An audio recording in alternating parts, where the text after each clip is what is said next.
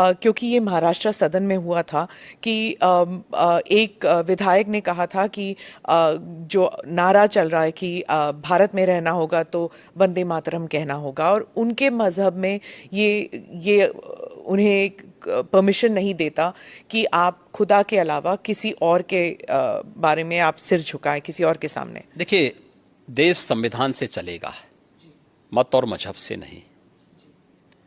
देखिए, मैं ईश्वर का भक्त हूँ, ईश्वर में अगाध निष्ठा रखता हूँ, लेकिन किसी पाखंड में विश्वास नहीं करता हूँ।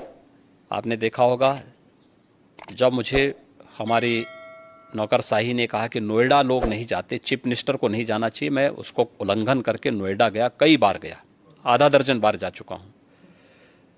दूसरी बार मुझे कहा गया कि रात्रि में सीएम को बिजनौर में निवास नहीं करना चाहिए, तो मैं जानबूझ करके वहाँ रुका और मैंने पूछा, मैंने कहा, क्यों नहीं निवास करना चाहिए?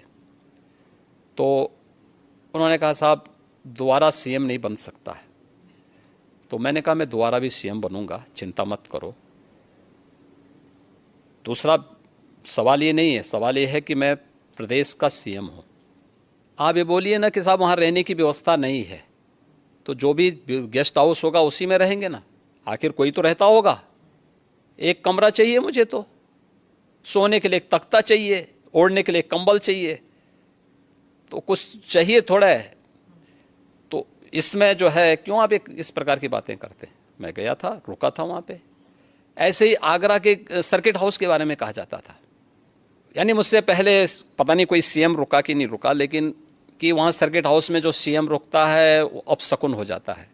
तो मैंने कहा, पूछा, मैंने कहा भी क्या अपशकुन होता है? उन्होंने कहा, साहब जो है उसकी कुर्सी चली जाती है। तो मैंने कहा, जो कुर्सी कल जानी वो आज चली जाए, लेकिन मैं रात्रि को रुकूंगा यहीं। फिर किसी ने कहा, साहब यहाँ पे प्रेत आत्माएं आता ही हैं। तो मैंने कहा, कम से कम उनसे वार्ता करने का अवसर मिलेगा ना रात्रि में।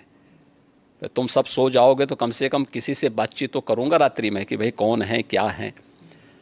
तो पाखंड में हमारा कतई विश्वास नहीं है एक, और इसीलिए मैं इस बात को कह सकता हूँ कि भारत का भविष्य उज्जवल है, और 2024 में फिर से प्रधानमंत्री मोदी जी की लीडरशिप में एनडीए बहुमत के साथ आएगी, इसमें कोई संदेह किसी को नहीं होना चाहिए। और वंदे मातरम में वापस आती हूँ, वो उसे धर्म के साथ जोड़ना चाहिए कि नहीं?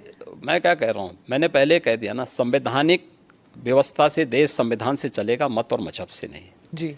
आपका मत, आपका मजहब अपने तरीके से होगा, अपने घर में होगा, अपने मस्जिद, अपने इबादत गाह तक होगा, सड़क पे प्रदर्शन करने के लिए नहीं। और इसको आप जो है किसी भी अन्य तरीके से दूसरे पे थोप नहीं सकते हैं। नेशन फर्स्ट, अगर देश में किसी को रहना है तो उसको राष्ट्र को सर्वोपरि मानना होगा, अपने मत और मजहब को नहीं। और मत और मजहब सेकेंडरी प्रश्न है, नेशन फर्स्ट है।